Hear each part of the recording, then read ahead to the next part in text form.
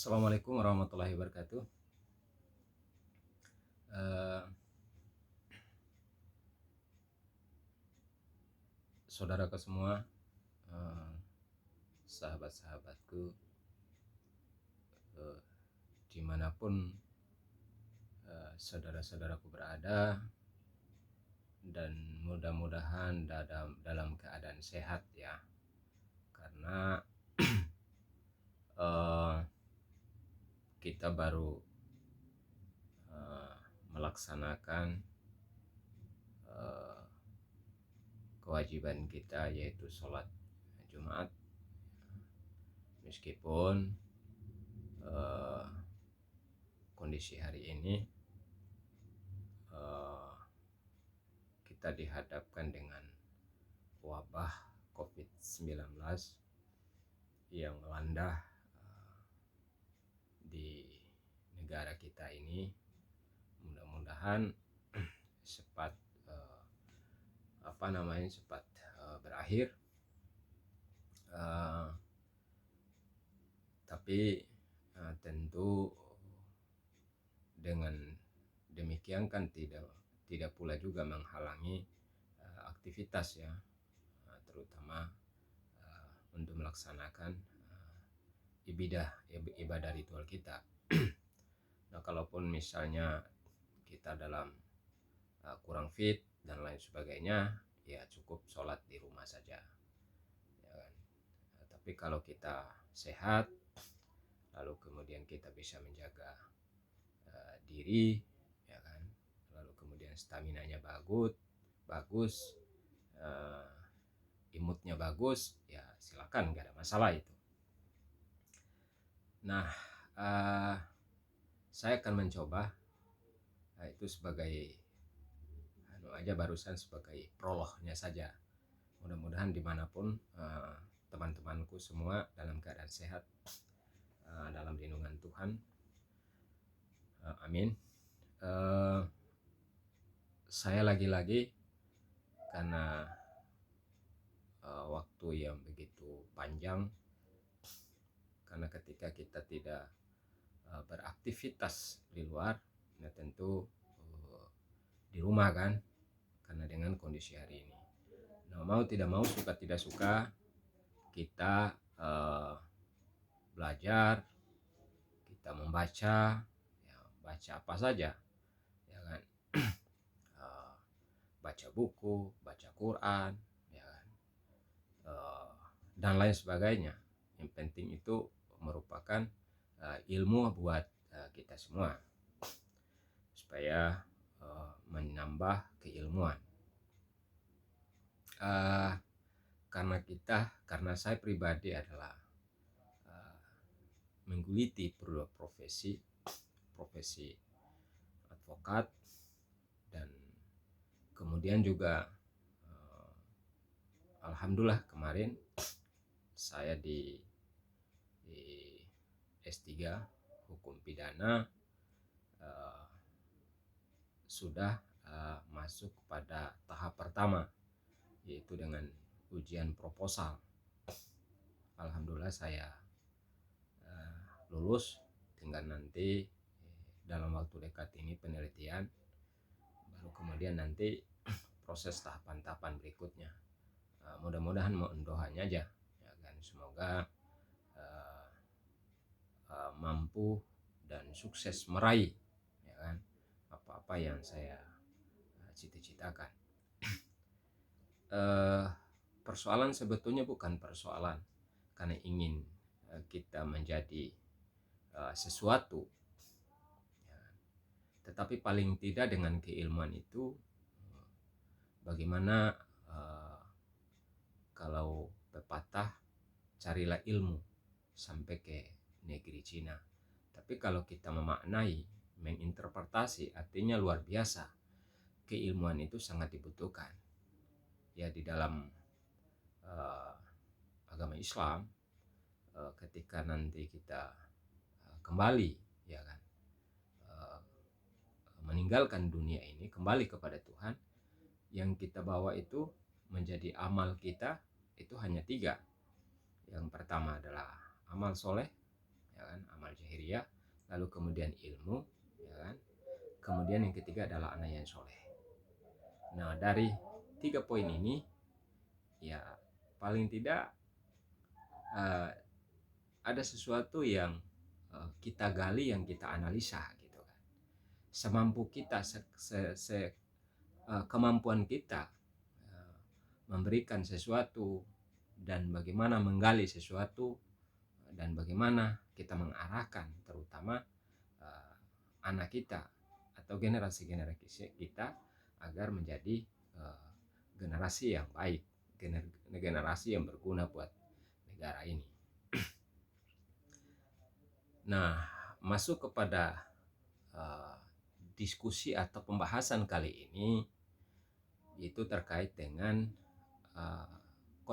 konvensional sistem peradilan di Indonesia. Ada beberapa tahap yang kita harus lewati. Nah, itulah disebut sistem.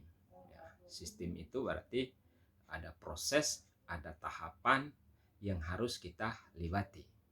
Tapi kalau kita tidak melewati proses atau tahapan ini, berarti kita tidak berada dalam satu atau ada sebuah sistem itu.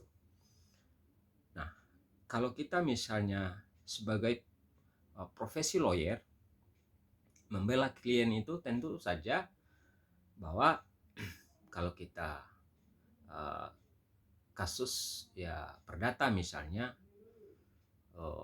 tentu saja, atau pidana misalnya, tentu saja kita melewati tahapan-tahapan prosesnya, yaitu bagaimana kita mendampingi, ya kan, atau melakukan gugatan di pengadilan pertama atau pengadilan negeri, lalu kemudian itu ada pengadilan banding, ya kan, kemudian ada pengadilan atau di tingkat Mahkamah Agungnya.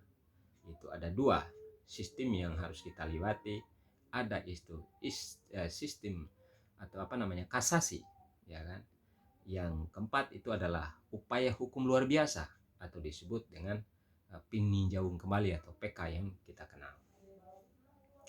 Nah, tentu dalam proses atau tahapan-tahapan tadi dibingkai dengan sistem, ya kan?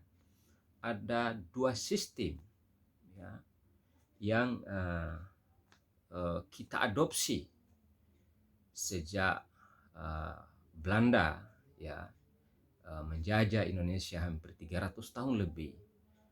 Nah, kemudian di mana-mana pasti ketika negara tersebut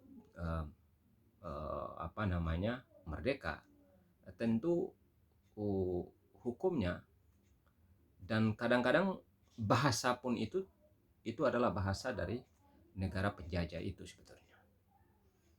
Nah, tapi kita kan tidak mengikuti bahasanya Belanda, ya. Ternyata kita mengikuti hukumnya yang kita adopsi sampai hari ini gitu kan. Kemudian kita bicara kembali kepada sistem, ada sistem yang namanya sistem civil law, ada sistem common law, ya kan. Dan itu yang terkadang yang kita terapkan selama langkah-langkah atau tadi konvensional sistem peradilan di Indonesia. Apakah sistem ini ada nggak nilai, ada kelebihan dan kekurangannya? Pasti ada, ya kan. Nggak bisa juga kita kita mengadopsi sistem civil law lalu kemudian kita meninggalkan sistem yang common law, ya kan. 2 sistem ini masing-masing ada kelebihan, masing-masing juga punya ada kelemahannya gitu kan. Tapi terkadang pada saat proses, ya, melewati tahapan-tahapan proses hukum itu, terkadang misalnya dalam aplikasinya, ketika misalnya seharusnya civil law itu kan uh, dalam tingkat judis fakti, ya kan, artinya proses pembuktian itu di tingkat PN ya sampai pada tingkat banding, itu namanya masuk pada judis fakti, artinya untuk membuktikan, ya kan, apa yang kita buktikan.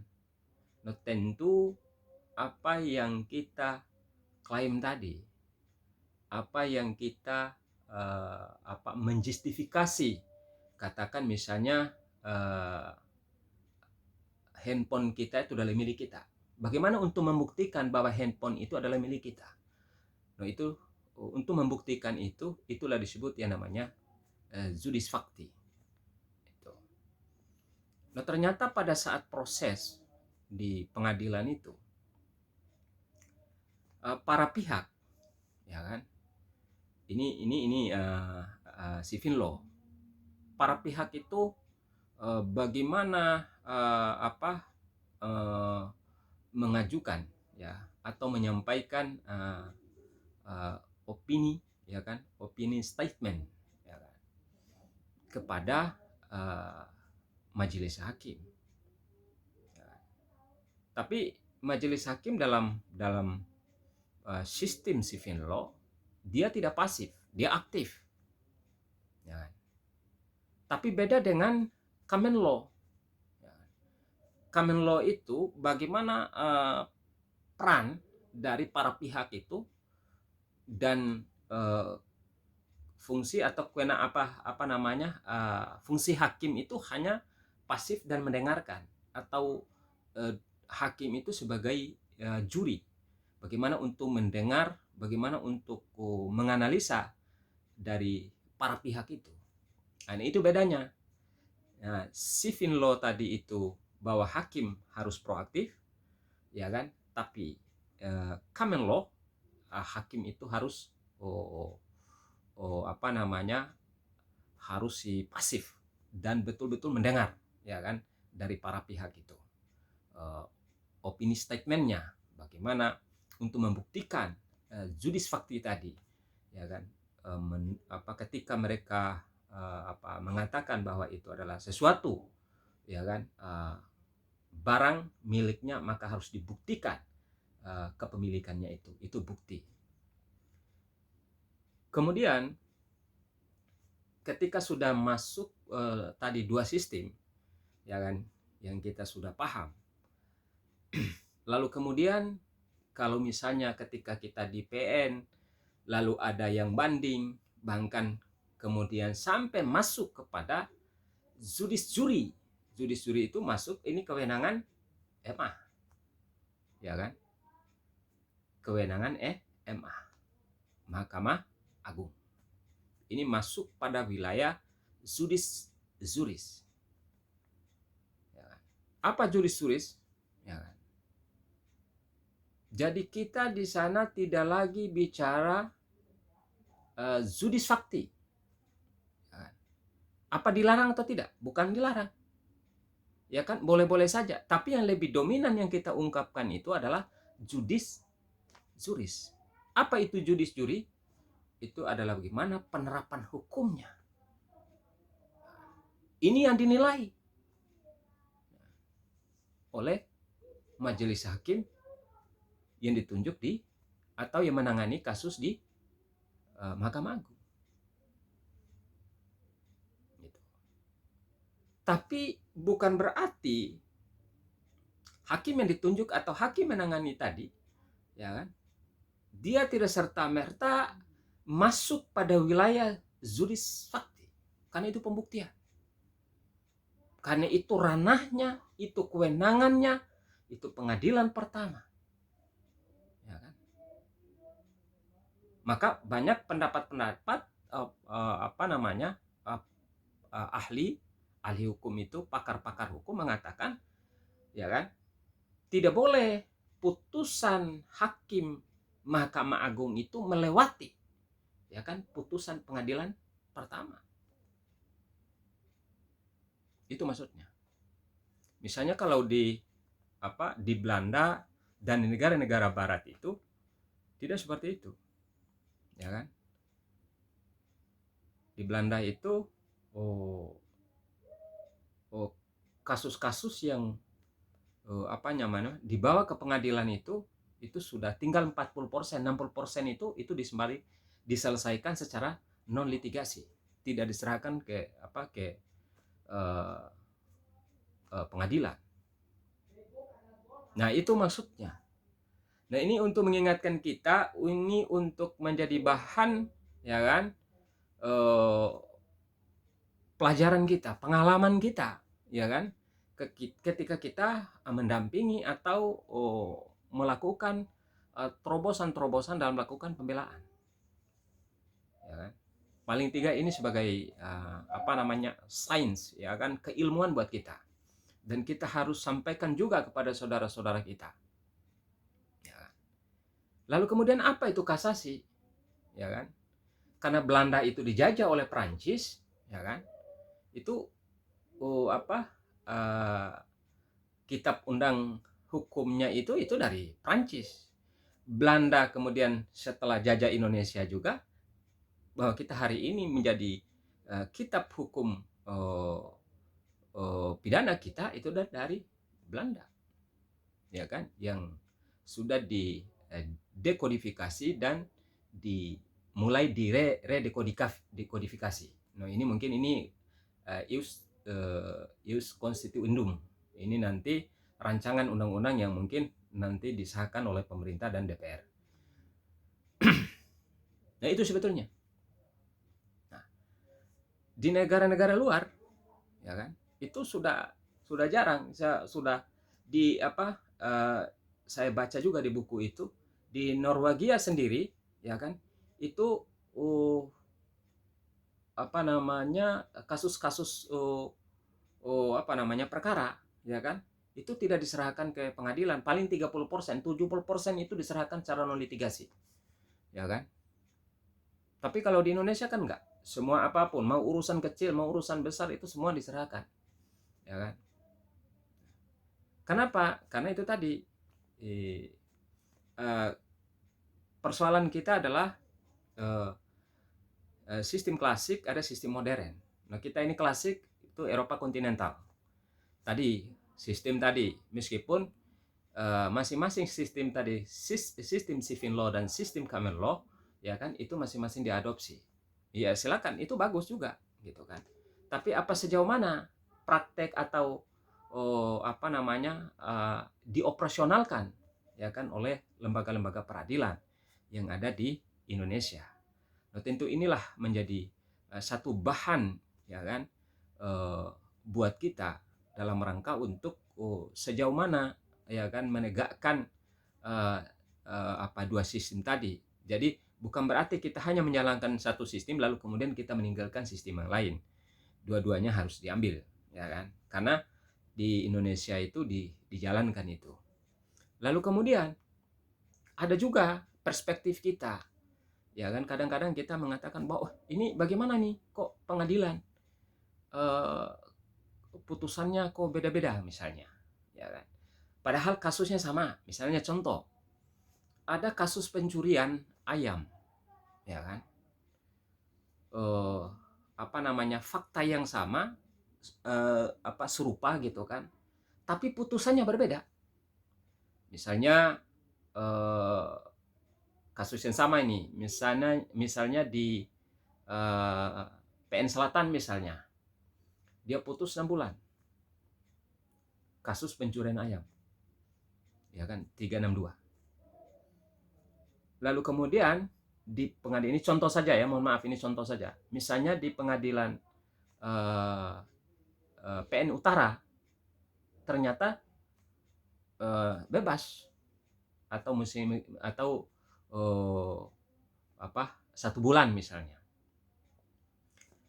Ketika kita memahami ini, karena tadi fakta yang sama, lalu kemudian per kasus yang serupa, lalu kemudian kenapa ini bisa berbeda? Terkadang kita keluar nih, oh jangan-jangan ini, ya kadang-kadang, oh ini hakim tidak objektif, hakim tidak menganalisa, tidak mengkaji, tidak menggali fakta-fakta dalam persidangan. Kadang-kadang ini opini kita ya, ini mohon maaf.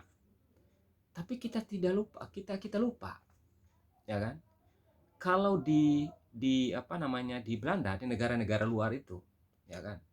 Tapi ini satu apa namanya, uh, hal yang terjadi di apa, di Eropa sana misalnya, atau di Amerika gitu kan, ada istilahnya apa namanya, uh, uh, similar, ya kan, similar fakti, ya kan? Jadi ada satu apa namanya, satu fakta, ya kan, satu fakta yang sama atau serupa, tapi pada putusannya itu berbeda. Maka saya yang tadi saya sampaikan. Nah, ini menjadi bahan, ya, coba kita tengok, ya kan, apa namanya, coba kita sama-sama misalnya ada di Amerika itu ada hakim, ya kan, hakim agung ya, di Amerika itu namanya Benjamin ya, Natah Cardoso. No, ternyata ini menjadi kita ya. Nanti ini kan satu apa, paradigma kita. Kenapa tadi, ya kan, putusan itu berbeda, mesti fakta atau kasusnya sama. No, ternyata, maaf, no, ternyata ini apa namanya, mengingatkan kita, ya kan, bahwa Benjamin ya, Benjamin Natah Cardoso, seorang hakim agung di Amerika itu, ini memberikan satu sinyalemen, ya kan, kepada apa, perkembangan atau sistem hukum yang terjadi, baik itu sistem civil law atau sistem common law, ya kan. Dia mengingatkan, is case has it is us karakter, ya kan, so you feel, ya kan, never file a similar verdict. Apa artinya, ya kan, ternyata hukum itu atau kasus itu masing-masing punya karakter sendiri, ya kan, karena itulah apa namanya, tidak bisa kita simpulkan. Nah, ternyata setiap kasus, setiap persoalan itu masing-masing memiliki karakter sendiri-sendiri. Jadi tidak ada putusan yang sama meskipun kasus yang sama. Kenapa? Karena karakter. Contoh misalnya, kembali ke awalnya tadi. Ya, kita analogi ini, mohon maaf. Ketika orang yang melakukan 362, misalnya dia mencuri ayam, ya kan, lalu kemudian diputus oleh pengadilan, ya kan, diputus oleh pengadilan berdasarkan, ya kan, dua alat bukti yang sah dan barang bukti sah dan meyakinkan. Nah, alurnya bagaimana? Narasinya bagaimana? Setelah dibuktikan, nah ternyata dia curi ayam itu, ya kan, ternyata dia tinju dulu orang, ya kan, berarti di situ ada perbuatan, ya kan, perbarengan, ya kan. Nah, cuman kita nggak menemukan, tapi kan hakim tadi hasil dari fakta-fakta persidangan itu, nah itulah, ya kan, hakim memiliki kewenangan berdasarkan undang-undang kehakiman pasal 40, ya kan, asas cruinove dan asas pros hedatu prevete hebatur. Jadi diberikan asas kebebasan, kebebalan, ya kan, terhadap hakim dalam rangka untuk menentukan keyakinannya, ya kan, yang diberikan oleh undang-undang. Tapi tadi yang pertama itu dengan keilmuannya, dengan kecerdasan intelektualnya, lalu kemudian berdasarkan hati nuraninya, berdasarkan keadilannya, maka dia memutuskan itu. Ternyata ketika dia melakukan kejahatan itu bukan hanya ayam saja, tapi dia melakukan kejahatan tambahan itu menonjok orang. Nah, yang terjadi saya kasih contoh tadi, yang terjadi di pengadilan di wilayah hukum di Jakarta Utara, dia curi ayam, ya kan? Kemudian dia pergi, ya kan? Lalu kemudian dia makan. Artinya tidak ada perbuatan, ya kan? Tidak ada perbarengan atau tambahan. Nah, disinilah, ya kan? Terkadang kita lupa. Terkadang kita langsung mohon maaf ini kadang-kadang hakim ini nggak adil. Oh ini nggak betul ini bla bla bla bla. Ya sehingga kita ambil langkah-langkah hukum, ya kan? Padahal tadi, ya kan? Ini hakim agung dari Amerika, Benjamin Nata Cardoso, itu mengingatkan kita bahwa setiap, ya kan, kasus atau peristiwa hukum itu masing-masing punya karakter tersendiri. Jadi kasus yang sama tapi belum tentu putusannya sama. Nah, itu ternyata kuncinya di situ. Ya, di situ yang harus menjadi bahan, menjadi paling tidak untuk memahami bagaimana kita memahami, ya kan, tadi dua sistem tadi, bahwa dua sistem civil law dan common law itu masing-masing punya kelebihan dan masing-masing punya kelemahan. Artinya tidak boleh juga kita kita hanya laksanakan civil law lalu kita meninggalkan sistem yang lain. Enggak, dua-duanya tetap kita jalankan. Nah, cuman persoalannya balik lagi, meskipun, ya kan, kita hampir ya kita merdeka ini mungkin sudah 70 lebih tahun, ya kan, kita masih memakai, ya kan, hukum warisan Belanda, Wetboek voor strafrecht Nederland India, yang kita jadikan hari ini kitab undang hukum pidana.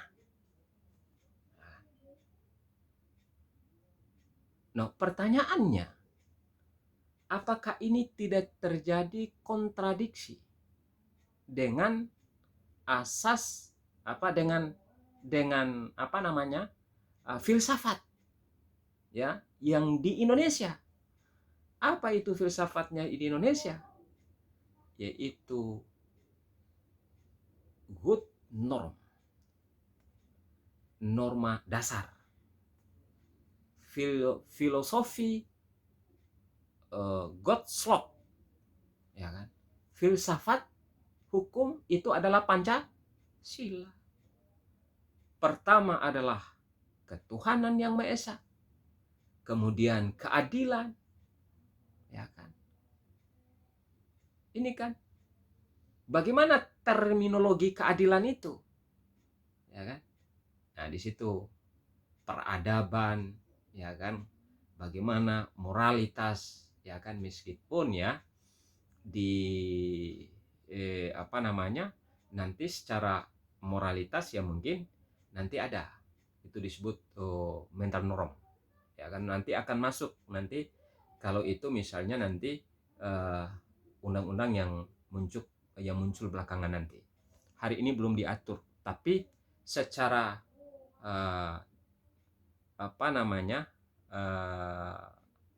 bukan tekstual, ya kan,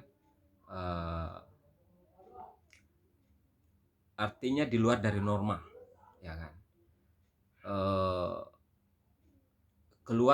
di luar dari normatif, ya kan, di luar dari hukum positivistik, ya kan? Artinya bagaimana kita mengadopsi nilai-nilai sosial, nilai-nilai budaya yang ada di masyarakat atau yang ada di lingkungan itu.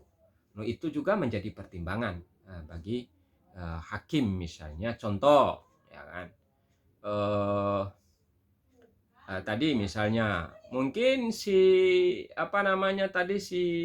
pelaku ya diduga ya kan yang melakukan apa uh, 362 tadi ya kan, mungkin dia orangnya miskin ya kan, eh, atau mungkin dia baru melakukan ya kan. Kalaupun dia miskin ya kita lihat juga ya kan, kembali kepada Undang-Undang Dasar ya kan, di pasal 34 ya, fakir miskin, orang-orang terlantar itu diurus oleh negara. Nah, ini undang-undang loh. Ya, mana yang lebih tinggi Undang-Undang Dasar dengan undang-undang? Yang lebih tinggi adalah Undang-Undang Dasar. Artinya itu pun yang harus kita terapkan. Itu juga yang harus menjadi diskresi ya kan bagi kita sebagai orang-orang penegak hukum. Berarti Undang-Undang Dasar 45 itu harus ya kan lebih tinggi daripada undang-undang. Nah, itu maksudnya. Jadi kembali ke persoalan tadi, berarti di situ ada pertimbangan, ya kan? Ada putusan, ya kan? Berdasarkan hati nurani, berdasarkan mengedepankan keadilan. Nah, itu tadi. Maka hakim itu luar biasa, ya kan, dengan kecerdasannya, dengan keilmuannya, dengan kecerdasannya, sehingga dia menggali atau menganalisa daripada fakta-fakta dalam persidangan itu, maka dia memutuskan itu. Meskipun acuannya tadi sistem tadi ada dua sistem. Kadang-kadang hakim itu menerapkan sistem civil law, ada juga hakim menerapkan common law. Nah, artinya dua-dua sistem itu nggak boleh juga kita tinggalkan, sama-sama kita pelajari, sama-sama kita pahami agar